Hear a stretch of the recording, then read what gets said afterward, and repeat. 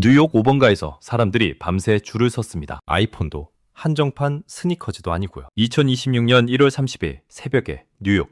바람이 살을 파고들고 숨을 쉬면 입김이 하얗게 퍼집니다. 그 추위 속에서 수천 명이 밤요를 뒤집어쓰고 줄을 섰어요. 줄의 끝이 어딘지 가늠도 안 됩니다. 이 장면 익숙하죠? 보통은 애플 신제품 발표 뒤에나 나오는 풍경이잖아요. 그래서 대부분은 당연히 생각했을 거예요. 또 아이폰이겠지? 근데 그날 사람들 손에 쥐어진 박스는 달랐습니다. 박스 한가운데 선명한 파란색 로고, 삼성, 그리고 가격표가 더 충격이에요. 2,899달러.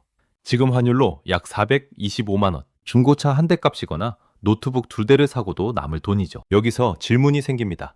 대체 뭐가 그렇게까지 사람을 줄 세웠을까? 그냥 화면을 더 크게 펼치는 폰, 그 정도로? 오늘은 그 외의 정답을 소비자 관점으로 아주 쉽게 풀어보겠습니다. 결론부터 말하면 이건 비싼 장난감 이야기가 아니에요. 스마트폰이 지루해진 시대에 누군가가 판을 흔든 이야기입니다. 이런 식으로 복잡한 기술을 결국 내 삶에 뭐가 바뀌는지로 쉽게 풀어드릴 테니까 계속 보고 싶으시면 구독만 한번 눌러주세요. 딱 그 정도면 됩니다. 몇 년 전부터 다들 한 번쯤 이런 생각 해봤을 거예요. 요즘 스마트폰 바꿔도 별 감흥이 없는데? 카메라가 조금 좋아지고 속도가 조금 빨라지고 배터리가 조금 오래가고, 근데 내 일상이 확 달라지진 않죠.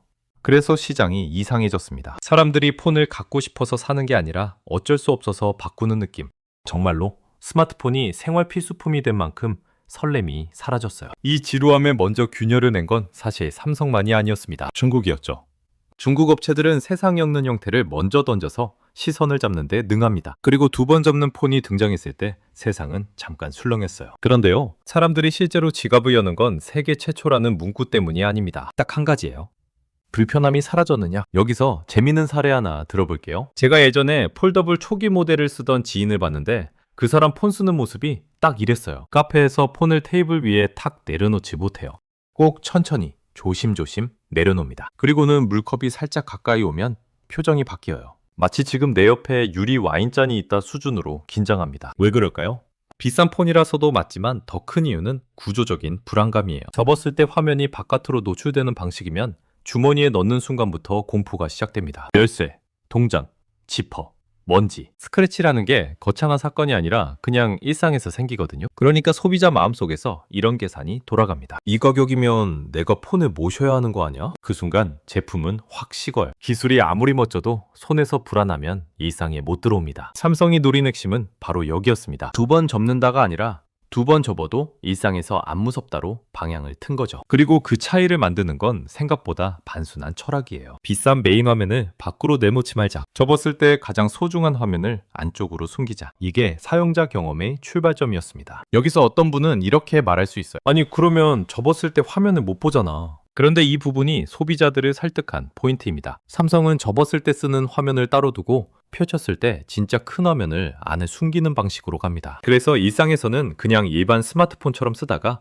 필요할 때만 펼치는 거예요. 이게 왜 그렇게 결정적이냐면요, 우리가 폰을 가장 많이 쓰는 순간이 언제죠? 대부분 이런 장면입니다. 엘리베이터 기다릴 때, 지하철에서 한 정거장 남았을 때, 회사에서 메일 한번 확인할 때, 배달앱에서 결제만 딱 하고 말 때. 이때 필요한 건 초대형 화면이 아니라 빠르고 안정적인 조작이에요. 큰 화면은 정말 큰 화면이 필요한 순간에만 꺼내면 됩니다. 그러니까 펼치는 폰이 성공하려면 역설적으로 접었을 때가 편해야 해요. 그리고 여기서 진짜 기술 싸움이 시작됩니다. 사람들이 폴더블을 보면서 계속 찝찝해했던 게 하나 있죠. 화면 가운데 주름. 빛에 비추면 티가 나고 손가락으로 문지르면 감촉이 걸리는 그 부분.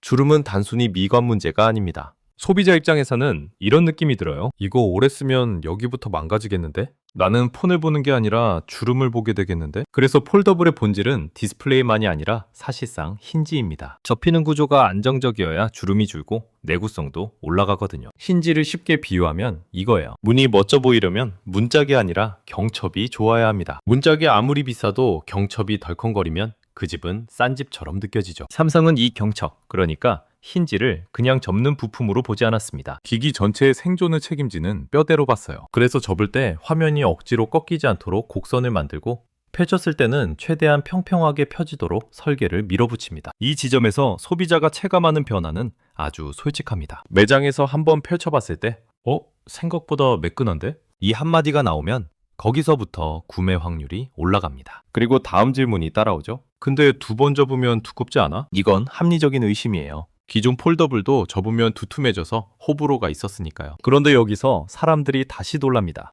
생각보다 안 두껍네? 이 지점이 영상으로는 이해가 안 되는 체감 영역이에요. 직접 쥐어보면 예상했던 벽돌 같은 느낌이 아니라 이 정도면 들고 다닐 수 있겠다로 바뀝니다. 이제부터는 왜 월스트리트 사람들이 샀는지가 설명됩니다. 이건 단순히 폰이 아니라 어떤 사람들한테는 장비예요. 실제로 이런 유형의 사용자가 있습니다. 폰 하나로는 화면이 좁아서 답답하니까 작은 태블릿을 같이 들고 다니는 사람들. 출근길엔 폰, 회의실에선 태블릿, 가방엔 늘 충전기, 케이블, 보조 배터리.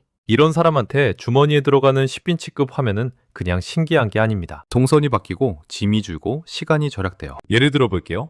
아침에 지하철에서 뉴스 보다가 회사 도착해서 엘리베이터 기다리면서 메일 정리하고 자리에 앉자마자 큰 화면으로 문서 확인하고 점심 먹고 카페에서 잠깐 노트북 열려다가 맞다 이걸로 되네 하고 끝내버리는 생활. 이게 왜 중요하냐면요.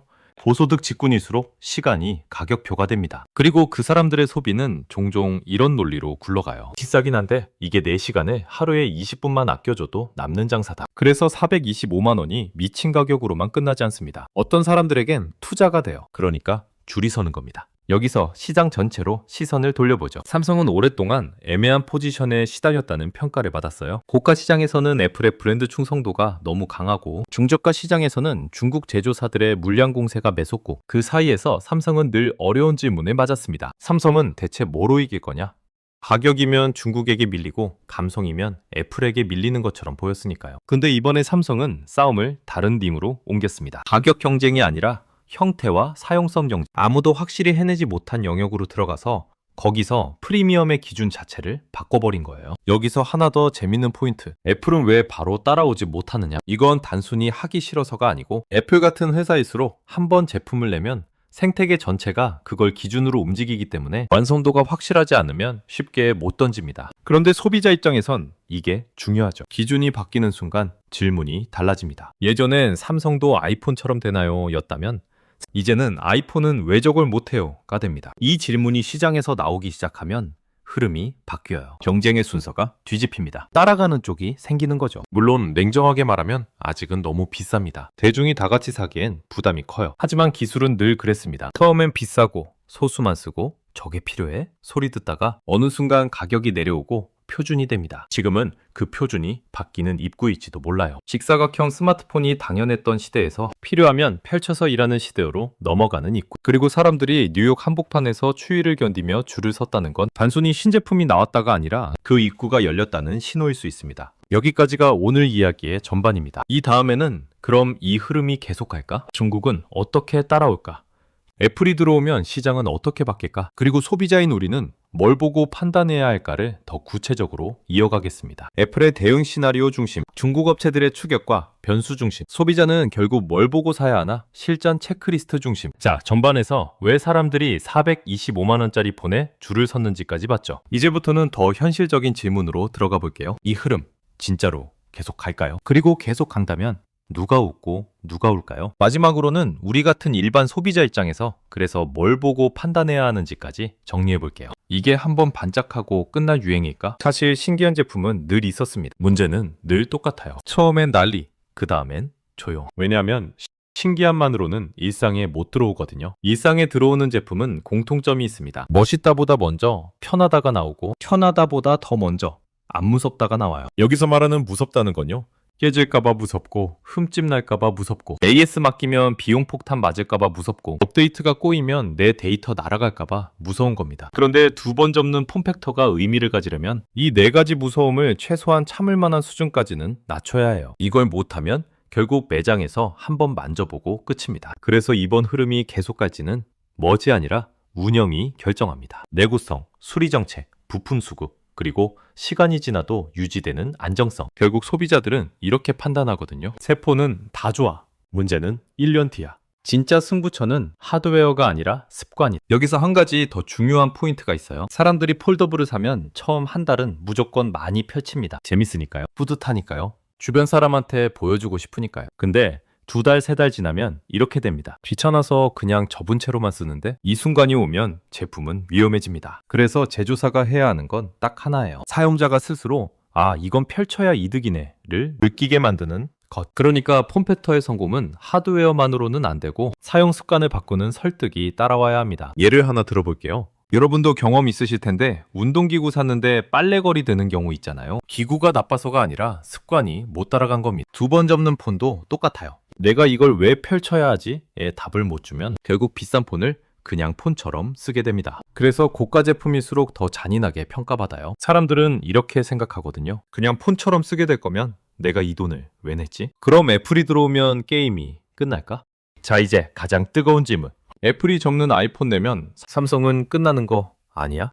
이 질문 자체가 애플의 힘을 보여주긴 합니다. 근데 결론부터 말하면 애플이 나온다고 게임이 끝난다로 단순화하긴 어려워요. 왜냐하면 애플이 들어오는 순간 시장은 보통 이렇게 변합니다. 폴더블이 특이한 제품에서 카테고리가 된다. 가격은 천천히 내려오고 모델 선택지가 늘어난다. 대신 소비자 기대치가 확 올라간다. 그리고 그 기대치란 이런 겁니다. 접었을 때도 완벽해야 하고 펼쳤을 때도 완벽해야 하고 배터리도 평소처럼 가야 하고 고장도 지금처럼 적어야 하고 소리도 덜 무서워야 한다. 애플이 들어오면 이 기준이 대중화됩니다. 그러면 삼성 포함 전체 제조사가 힘들어져요. 왜냐하면 소비자 눈높이가 올라가니까요. 즉 애플이 들어오면 한 회사가 다 가져간다기보다는 시장이 더 커지면서 기준이 더 빡세진다에 가깝습니다. 그리고 여기서 중요한 건 먼저 들어가서 시행착오를 겪은 쪽이 유리할 때가 많다는 겁니다. 이건 자동차든 카메라든 뭐든 비슷해요.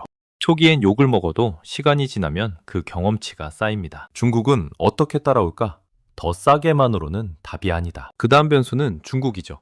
중국 업체들은 늘 빠릅니다. 특히 하드웨어 시도는 무서울 정도로 과감하죠. 그런데 두 번 접는 폼팩터는 일단 만들면 끝이 아니에요. 일상에서 굴리는 제품은 결국 소비자가 이렇게 묻습니다. 수리비는 얼마지? 부품은 있나? 보증은? 내가 사는 나라에서 서비스가 되나? 중고로 팔릴까? 이 질문에서 답이 흔들리면 아무리 싸도 메인폰으로는 못 올라옵니다. 그러니까 중국이 따라오는 방식도 둘 중 하나일 겁니다. 첫째, 더 싸게 만들어서 세컨드폰 시장을 먹는다. 둘째, 서비스와 신뢰까지 끌어올려서 메인폰을 노린다. 문제는 둘째가 엄청 어렵다는 거예요. 기술의 문제가 아니라 운영과 신뢰의 문제거든요. 소비자 입장에선 이것만 보면 된다.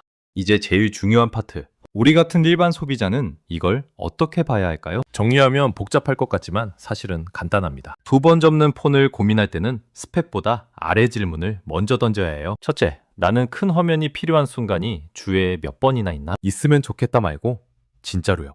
문서, 주시, 지도, 메신저 다중창, 영상 편집, 강의 노트 이런 걸 폰으로 자주 한다면 체감이 큽니다. 둘째, 내 생활 패턴에서 펼치는 동작이 귀찮아질까? 여기서 솔직해져야 합니다. 귀찮음은 시간이 지나면 이깁니다. 한 달 뒤에 내가 펼칠 사람인지 그냥 접은 채로만 쓸 사람인지요. 셋째, 수리와 보증이 내 불안을 줄여준. 폴더블은 구조가 복잡할수록 불안이 커집니다. 그러면 가격보다 리스크가 더 크게 느껴져. 내가 사는 지역에서 서비스가 빠르고 확실한지 이게 진짜 중요합니다. 넷째, 무게와 두께는 내 손에 맞나? 이건 영상으로 판단하기 어렵습니다. 진짜로 매장에서 손에 쥐어봐야 해요. 오, 얇네가 아니라 내가 매일 들고 다니만 하네가 나와야 합니다. 이 네 가지에서 얘가 많이 나오면 그때 스펙 비교를 하면 됩니다. 반대로 여기서 이미 아니오 같으면 그건 제품이 나쁘다는 뜻이 아니라 내 사용 방식과 안 맞는다는 뜻이에요. 그래서 지금 이 사건의 의미는 뭐냐? 뉴욕에서의 줄은 단순히 삼성폰이 인기다가